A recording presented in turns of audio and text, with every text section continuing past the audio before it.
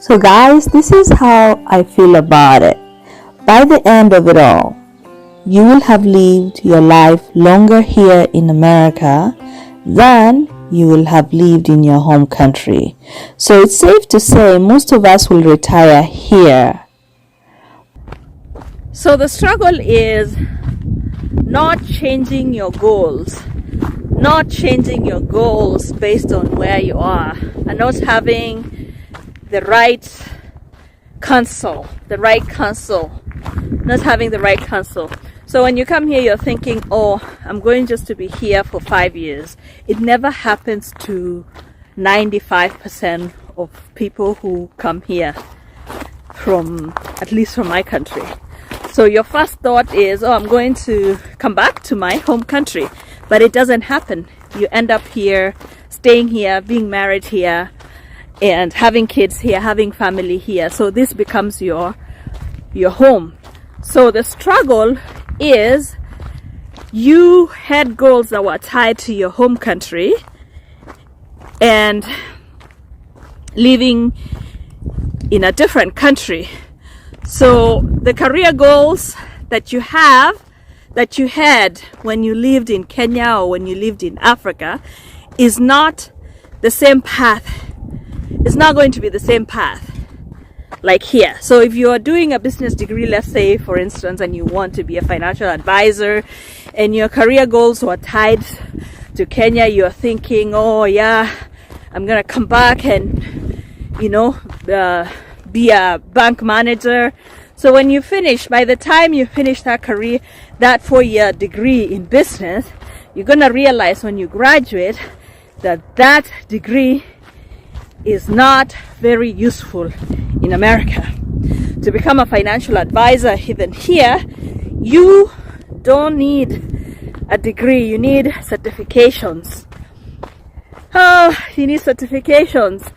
Like there's something called Series 7, Series 63, those series exams. You're not required to go to college to be a financial advisor. So that's one struggle that I feel diasporans have. Like you come here, your career goals, your plans are still tied to your home country, but you're living in a different country. So you set yourself up to fail. By the time you realize, oh, I should have had career goals that suit the country that I moved to, you'll have had your masters, because that's what people do. Trust me. So guys, this is how I feel about it. By the end of it all, you will have lived your life longer here in America than you will have lived in your home country. So it's safe to say most of us will retire here. And by that time, you will no longer have close family ties in your home country. And your closest family will be your kids and your relatives abroad. The big house that you work so hard to build back home, those houses will be empty. And a house without a family isn't a home. You'll go visit, but you won't stay for long because you'll return to the US to be with your children and your grandchildren and possibly great-grandchildren. Trips back home, obviously, will always be such a joy. It is your childhood home. It has important memories. But the longer you live abroad, the more you lose touch with your home country. When you visit, you will no longer feel like it is your first home. It isn't home the way you knew it. Your perspectives will have changed. You'll be thinking, oh my goodness, people have changed. No, they did not. You change. And that will make you feel lonely and sometimes maybe out of touch. Oh, by the way, there is the ever-evolving language of young people, whatever country you are, whether it's Pidgin English, In Kenya, it is Sheng. You will know very little about. Can you believe this? Even though this is your home country, your home country, it will feel strange sometimes because you're gonna need help shopping. You're gonna need help driving, right? So, yet you could be very good at driving in New York City or Dallas. And oh, this fact that you should never forget, your American kids are not gonna move back with you to your home country.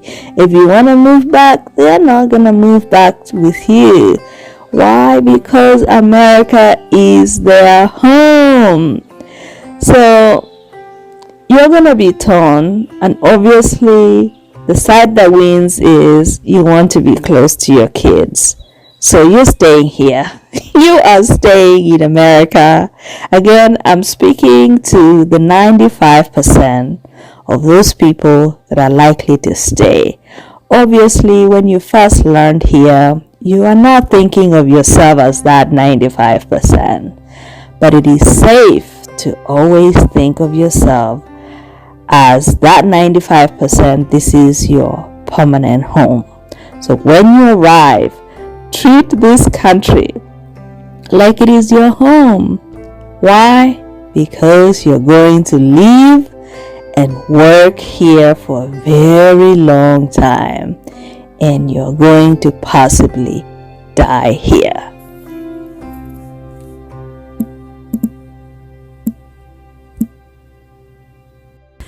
And I'm just giving you like how life is in the ground. So the sooner you divorce, when you come, you have to divorce your loyalty, in a sense. Loyalty to your country, in a sense. I'm not saying you hate your country. You divorce that loyalty, and you divorce what you know. Let me call it, you divorce the knowledge that you had, and now start thinking about your interests, because you're thinking, oh, you're going to go back. You're not going to go back. 95% of us don't go back. Asked me, when I came here, I thought by 5 years I'll have gone back. I've been in this country for 20 years. Okay? So that's the struggle, and that's the plan.